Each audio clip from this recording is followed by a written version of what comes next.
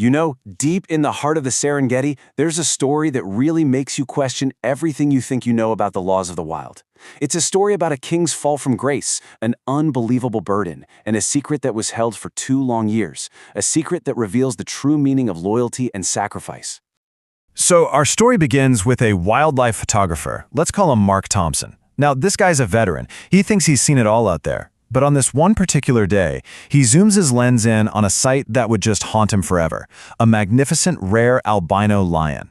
It was staggering, basically skin and bones, with a heavy metal ladder locked tight around its neck, slowly, painfully crushing the life out of it. I mean, this lion was practically a living corpse, just moments from death. But the real mystery here wasn't just how it got into this mess. The real question, the one that boggles the mind, is how could a predator, this badly handicapped, possibly survive in a place as brutal as the Serengeti for 2 entire years? The answer is just incredible. The scene Mark stumbled upon was just grim. You had vultures already circling overhead, which is never a good sign. The lion itself was just skin and bones, its fur all rubbed raw, and the skin underneath was dark red and clearly infected. You could see in its pale blue eyes this desperate exhaustion. It had completely given up.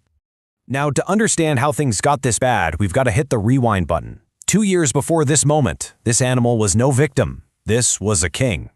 A powerful, wise ruler of his pride, respected by everyone for his strength. He was at the absolute top of his game. So, what on earth happened?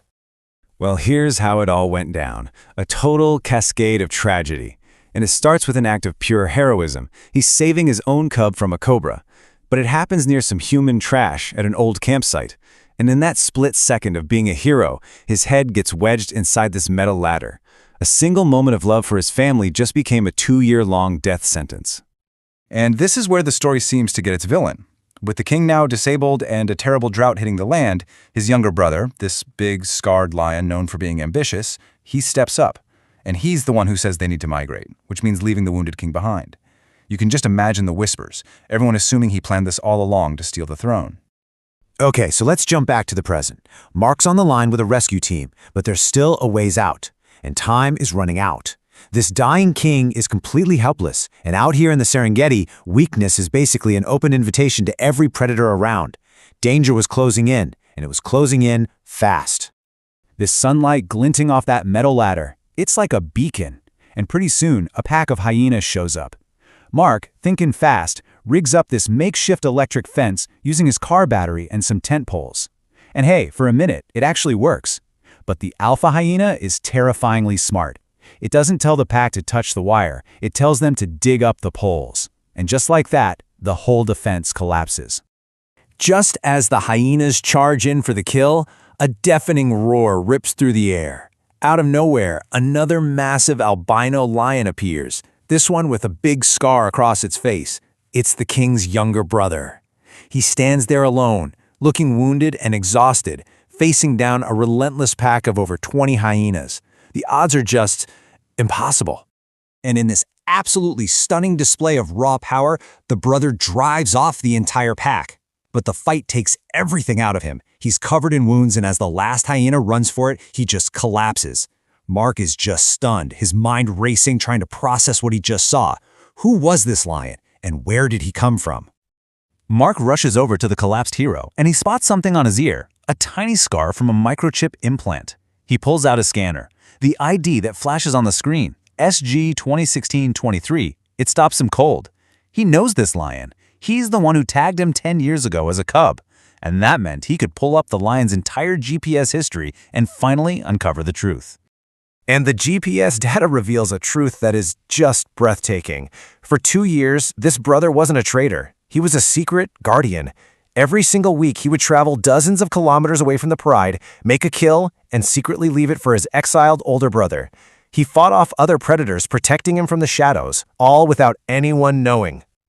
So just as Mark is piecing together this incredible story of devotion, the rescue team finally arrives. But instead of one dying lion, they now find 2 brothers, both in critical condition, lying right there, side by side.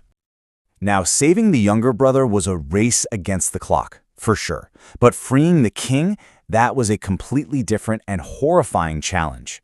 After 2 years, that metal ladder had practically fused with his skin and bone. You couldn't just pull it off. That would have been catastrophic. And get this, after they cut the ladder off, Mark picked it up. 20 kilograms. That's about 44 pounds. Can you just imagine the sheer unimaginable endurance it took to carry that kind of weight on your neck every single second of every day for 2 agonizing years?